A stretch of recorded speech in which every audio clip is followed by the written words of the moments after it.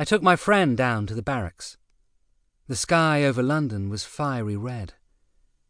It was the glorious red of an evening late in summer, not the hideous, cruel colour that even then must have been adding its light to the eventide falling on burning Warsaw. Early that morning we knew that the long wait had all but ended. The first editions of the morning papers, appearing then almost as soon as the last hour of the old day had passed, told of an impossible ultimatum made to Poland, and in the morning the headlines announced the first air attack of the Second World War. It was as if we were watching a very sick man who, nursed through all the precarious stages of a long and desperate illness, was being suddenly overwhelmed by a dreaded complication that put at naught all the endeavours of months of effort. For him, only a few hours remained until the final crossing over, and for the world, too, there was but a little while before it plunged into unknown horror, suffering, and death. Now the practised blackouts, which had attracted almost as many crowds to the West End as a New Year's Eve, and the unfamiliar barrage balloons, around which the gazers gathered in unhappy wonder, were to become a part of our lives.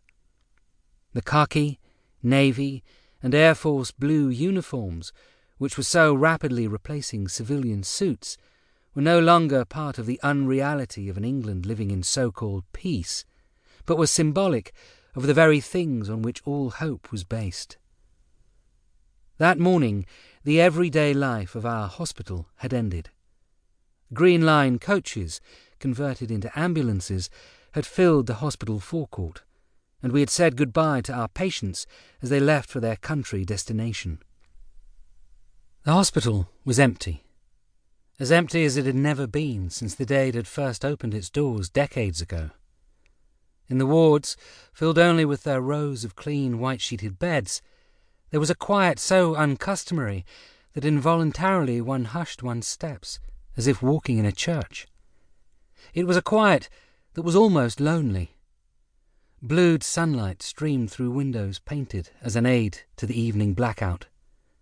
At a large centre table in the ward, a sister and her nurses were quietly cutting and packing tens of hundreds of wound dressings. Outside, sandbags were piled high. Stretchers were stacked and the operating theatres prepared. The hospital was ready should Warsaw come to London.